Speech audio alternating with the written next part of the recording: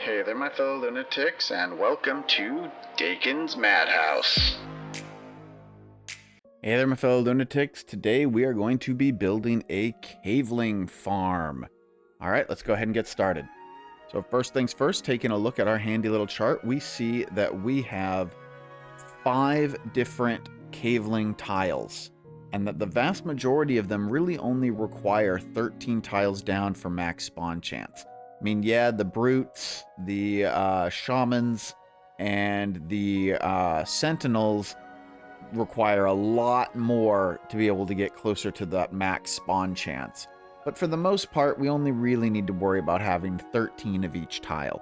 Now, since the spawn cells are 16 long, we're basically going to be using 16 of each of these tiles per spawn cell.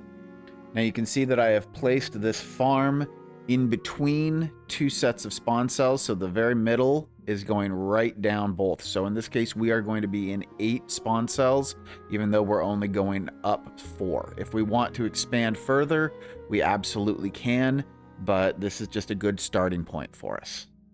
If you are not familiar with how to determine spawn cells, please check out my video on mob farming and how to set up your spawn cells. Information and link is in the description.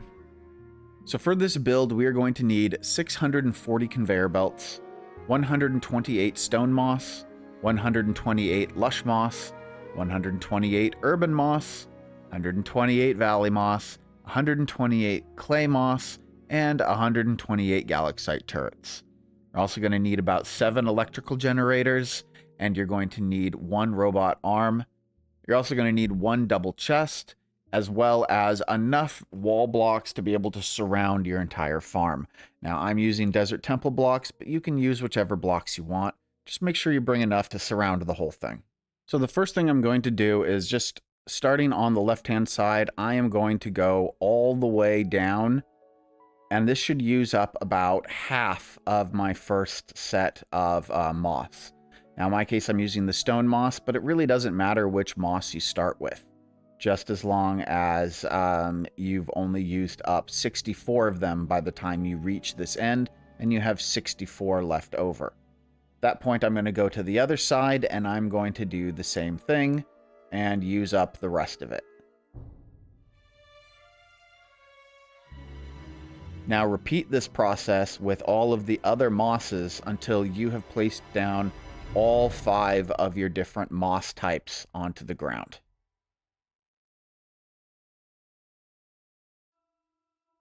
Now, I have used grass for my ground here, but it does not matter what ground tile you use. These moss tiles will work just fine on literally any type of ground tile. Now, once you have placed down every single moss tile, you're going to want to grab your conveyor belts. And in my case, I want everything to be going down because my central part of my farm is right here. So all my conveyor belts have to be pointing toward my central part. So in this case, I'm just going to start placing down all my conveyor belts, covering everything up with the conveyor belts moving downward. Now, when I reach the bottom, what I want to do is pick basically 1 tile that's going to be the one that pushes in toward the walls. In this case, I've chosen this one. And all the other tiles need to be pointed toward this central one. So at this point, if I put walls down right here, then all of the loot from this farm is all going to be filtered down into this one spot in the wall here. So then if I was to take my robot arm, I want to face it toward the wall so that anything that gets pushed into the wall gets grabbed by the robot arm. And then I have my double chest so that everything gets put into the chest, and my electrical generator to power the whole thing. Now what I need is I need my kill zone. So what I've done is I've created a gap from the edge of my farm to my kill zone, and this gap is essentially 3 tiles wide. And I've chosen 3 tiles because brutes cannot do damage beyond 2 tiles. So anything on a 3rd tile is essentially going to be safe from Caveling brutes, or pretty much anything that you really are going to have to worry about.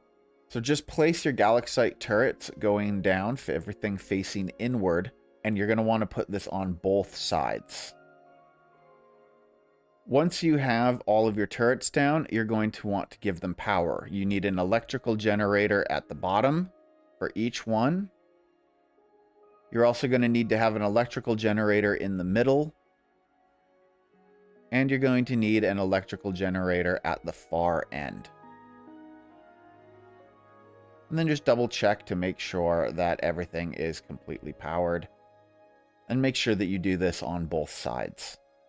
Once your generators are fully powered, it's time to close off your farm. Now you can put some shimmering water in here or some lava if you want for lighting.